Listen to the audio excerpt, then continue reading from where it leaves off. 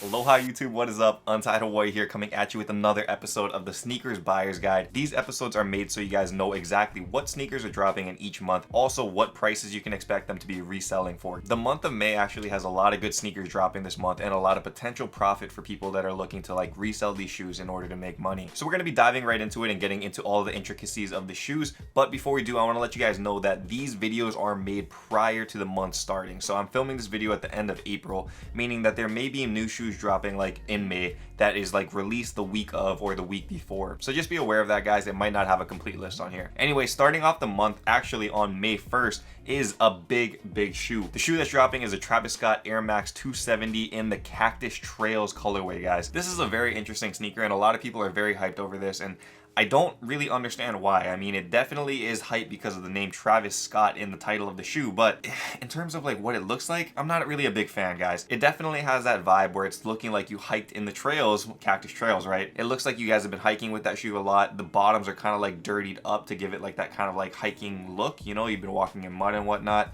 and it definitely has an interesting design concept behind it. However, for me, it just doesn't look like a good shoe. That doesn't mean that it's not going to have good resale value though, because these things are retailing for a price of $170, but because it does have Travis Scott's name on it, you guys know there's going to be a lot of resale as well. Current bids for this shoe are in the $500 to $600 range, so pretty darn high, guys. That's about two and a half times the price of retail, and I do expect it to kind of stay in that area. A lot of times after the drop, Travis Scott shoes will actually rise in value, but I don't think that's the case for this one. A good indicator of how you guys want to like try to guess your resale prices and stuff and kind of predict how the market's going to react is to look at previous releases of sneakers that are like similar to the ones you guys are like researching. For instance, if we're looking at this Travis Scott Air Max 270, we should look at a previous Travis Scott drop and see how it did in terms of resale value. One of the most previous drops is the Travis Scott Air Force One, and that shoe is actually not doing super well. Like, it's not raising in resale value very rapidly. That shoe's staying at about $500 or so, so I assume that this shoe will either stay in that area or actually go a little bit lower. It definitely depends on stock levels, and we don't know the stock levels for this one or if it's just like a Travis Scott exclusive, so it's a little bit hard to say. However, keep an eye out for this one on May 1st. It will be dropping on TravisScott.com as well as on Sneakers app. Coming up on May 9th is a Jordan 1 drop, and this Jordan 1 is going to be called the Royal Toe. As you guys can see, it definitely is a more unique shoe, and it's one that we haven't seen like in terms of this colorway like ever for the Jordan 1, I guess, except for the fragment ones, but we'll get into that in a little bit. Anyway, this shoe will be retailing for $170, and it will be releasing on Sneakers app as well as a bunch of foot sites, so that would be like Foot Locker, Shoe Palace, things like that. And this one is definitely going to be moving and will have a lot of resale value. As you guys know, I'm pretty big on Jordan 1s, and I think the sneaker is actually a pretty clean look. However, they kind of ruined the design. A lot of people just really wanted like that fragment colorway, even though it doesn't have the fragment logo, and they got pretty close with this shoe. However, I mean, they kind of ruined the back part of it, right? That back heel should be blue instead of black, but for the most part, people are still going to gravitate towards this shoe because that's the closest thing people will get like in terms of touching the fragment one. So I think this one will be a hot seller for sure. Pre-sale bids are actually around $300 right now, and actually I think these things will do better than the Court Purple 2.0s, so I expect it to kind of stay in that area. However, it will have a slight dip, and I think it'll be more around the range of like $230 to $260 depending on your size. A lot of people will be calling these the poor man's fragments, and a lot of people will be going after them, so I think they will definitely rise like in terms of value over time, as all Jordan 1s do, but post-release, that's the kind of numbers you can expect right off the bat. So coming up on May 15th is actually a shoe that we've already seen released as like an exclusive Chicago All-Star Weekend kind of pair, but this thing will have a much wider release on May 15th, and it is the Adidas Yeezy Basketball Quantum. This shoe will be retailing for $250, and it will be selling on Yeezy Supply as well as Adidas.com,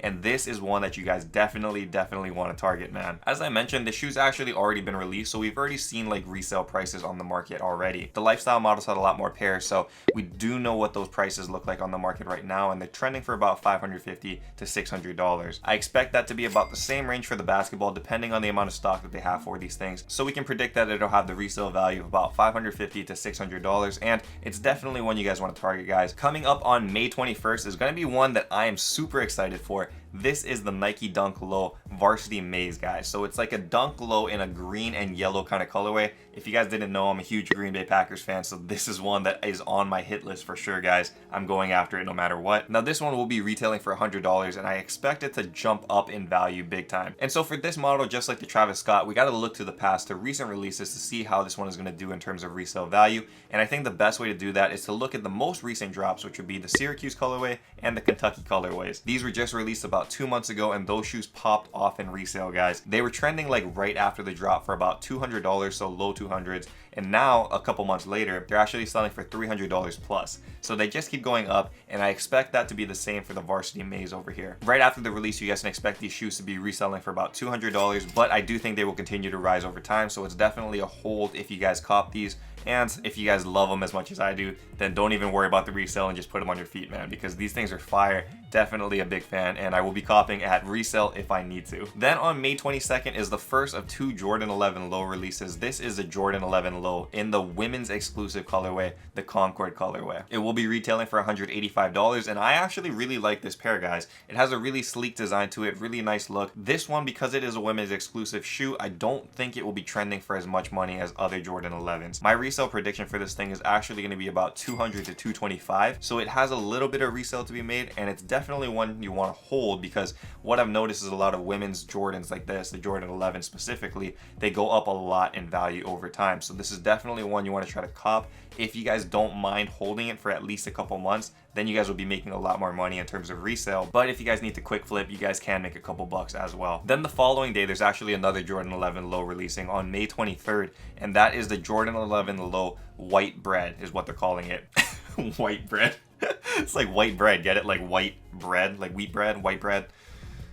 Anyway, that's what they're calling it. I'm not calling it that. Well, let's call it something else if you guys want. Reverse bread, that might be better. Anyway, this shoe is actually really, really fire, guys. I think this one is one of the best shoes of the month dropping, and I think a lot of people will be wanting this one very, very bad, because it has that bread look, but it's also just a really clean aesthetic. Like that Concord that we saw, this one will be retailing for $185, but the resale value will be a lot different than the Concords, because I expect this one, because they're so fire, to be going for about $275 to $300. So that's much, much more than the Concords, and I think they will just keep going up over time. And then finally, the last hype shoe dropping of the month that might have resale value is the Jordan 13 Flints. This is the 2020 version, guys, and this is one that is a very coveted shoe. I know a lot of people aren't super big on the 13s, but if you guys didn't know, the Flint colorway is one of the most iconic colorways in that 13 model. The last time we saw these shoes was actually in 2010. However, that pair did not actually have the reflective 3M on it, and a lot of people didn't like it as much as the original 2005 version. So this 2020 version is closer to that 2005 version, which is the one people actually want. So